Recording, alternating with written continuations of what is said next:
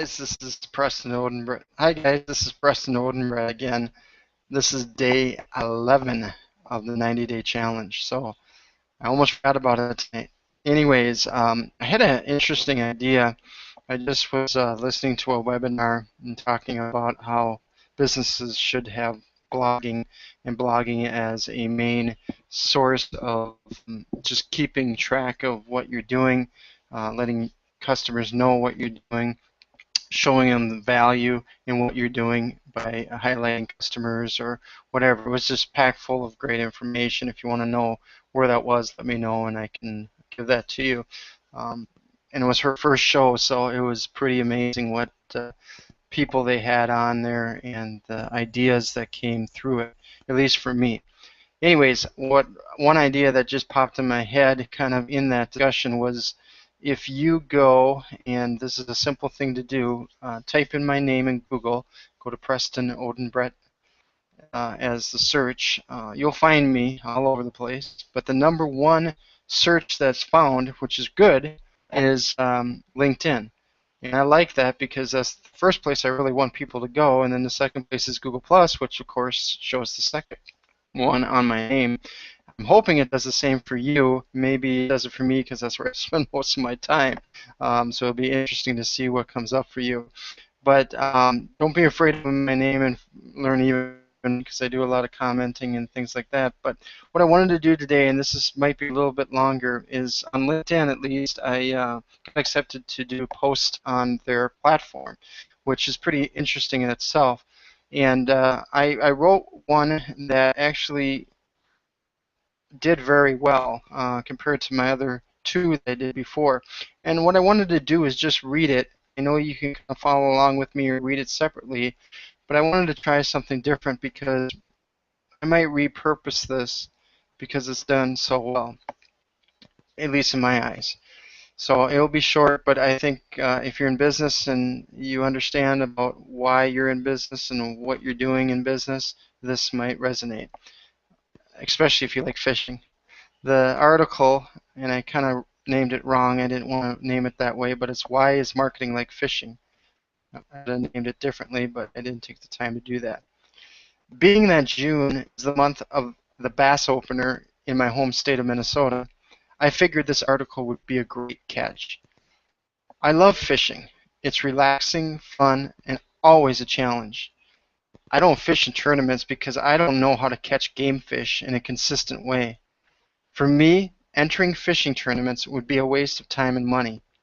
There are those, however, who study every aspect of a particular fish, practice casting, and know their targets so well that they constantly pull in the big ones and win the tournaments. It seems the same thing happens in business. Certain companies seem to consistently pull in the big ones and gain market share. Why? They know that their target is like a fish. Fish are naturally unpredictable. They only strike bait that is pulled toward them at the right time and at the right place. Sounds a lot like your potential clients, doesn't it? When promoting business, small business owners and entrepreneurs often forget basic marketing principles. When I go fishing, the first thing I do is look for a couple of lakes that have the type of fish that I want to catch. Once I find a couple of lakes that I like to fish, I would seek out the local to get the latest scud on what my fish are doing. I would ask, what's biting? Where are they biting? What time of day seems to work the best? I also find out what type of bait is hauling them in. Then I would purchase a map of the lake so I have a good idea of the lay of the land. This is a lot like exploring your target market. When I'm fishing for bass, I get the intelligence report from the NM of the lake. So you need to find the right market, gather information, and cast your line.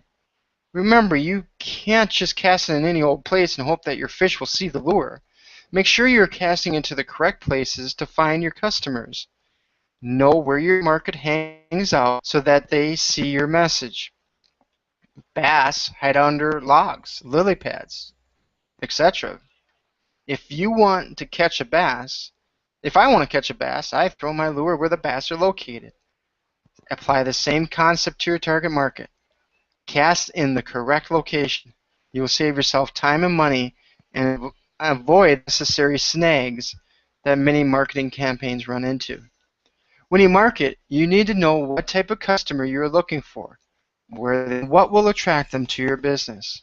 By focusing your efforts on reaching a defined target with a specific message, you will pull in more fish than if you simply float in the middle of the lake and start throwing lines into the water.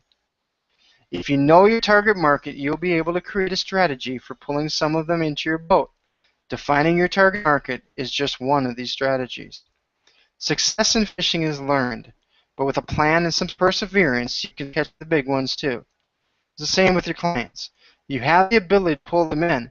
Just toss out a line and start reeling. If you want to know more, go to PrestonOdenbrett.com and some other stuff there. So I just thought I'd just kind of read that to you, think what you thought of it. You'd love to make comments on the original blog post, you definitely are welcome to. If you want to make comments to this video, you're definitely welcome to. Pass it on to whomever you wish. And I'll probably make this so that you can actually read what I just did. So anyways, with that said, that's my my video for today. Fantastic night.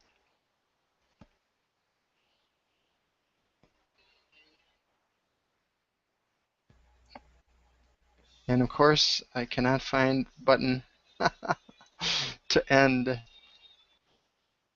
I cannot seem to connect to it. It just disappears on me. Here it is. Good night, guys.